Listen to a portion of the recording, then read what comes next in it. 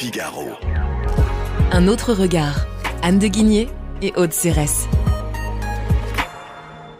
Bonjour Anne de Guigné. Bonjour Aude Cérès. Anne, dans votre chronique Un autre regard, vous revenez aujourd'hui sur un adage bien connu. Quand le bâtiment va, tout va. Oui, c'est une maxime que nous connaissons tous et qui a un côté bien sûr très simpliste, mais en fait, elle dit quelque chose de très vrai de l'économie. Elle m'intéresse car en ce moment, comme vous le savez, le bâtiment est en train de piquer du nez en France. Vous savez, on ne parle que de la future crise de l'immobilier et c'est vrai que tous les indicateurs ont désormais viré au rouge, au point que les mises en chantier de logements apparaissent au plus bas depuis les années 90. Les chantiers s'étalant sur plusieurs trimestres, voire même parfois plusieurs années dans le cas des constructions d'immeubles neufs, cet effondrement des projets ne s'est encore que partiellement répercuté sur les chiffres nationaux de l'activité et de l'emploi. Et comment expliquer cette crise ? Alors il y a plusieurs raisons. La plus simple, vous savez, c'est que les taux d'intérêt ont énormément augmenté ces dernières années. C'était le choix de la BCE pour lutter contre l'inflation. Et l'immobilier, par nature, parce qu'il faut toujours emprunter, enfin presque toujours emprunter pour réaliser un achat immobilier.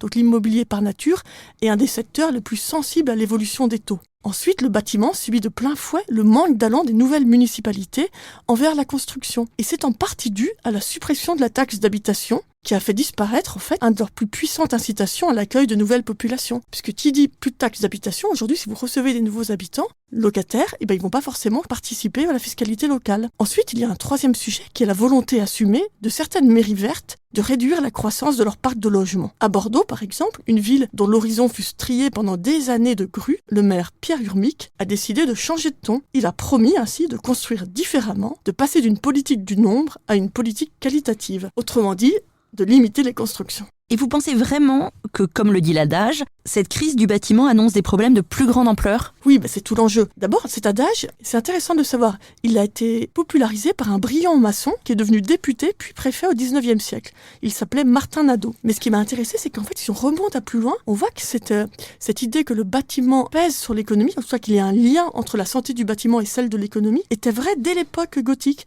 Vous avez un historien italo-américain, Roberto Lopez, qui a démontré que la construction des bâtiments religieux faisait figure en fait d'indicateur avancé de l'évolution de l'économie au Moyen-Âge. Les travaux de ce grand historien, qui est mort il y a quelques années, démontrent ainsi que l'interruption soudaine d'un chantier, comme ce fut le cas pour la cathédrale de Bologne en 1223 ou celle de Florence tout au début du XIVe siècle, en 301 et 302, donc l'interruption d'un chantier peut être considérée sans coup férir comme le signe d'une prochaine récession dans la région. Certes, tout ça se passe au Moyen-Âge, mais aujourd'hui ? Donc aujourd'hui, c'est plus compliqué, parce que c'est vrai que le BTP, qui était donc une part très importante de l'économie au 19e, et encore dans la France d'après-guerre, parce que vous savez qu'il y avait toute la reconstruction de la France, est beaucoup plus marginale aujourd'hui. Mais l'adage résiste en fait, car le bâtiment est un puissant donneur d'ordre qui fait travailler l'ensemble des filières industrielles. Et il demeure dans ces conditions un moteur essentiel de l'économie. Et le bâtiment joue aussi profondément sur le moral des ménages. Et la crise actuelle participe ainsi à la morosité des Français, qui ont vu en quelques années leur capacité d'accession à la propriété se réduire comme peau de chagrin. En moyenne, les économistes estiment que la remontée des taux a réduit la capacité d'achat des ménages de 20 mètres carrés, l'équivalent d'une chambre. Donc une chambre supplémentaire, évidemment, on y pense tous,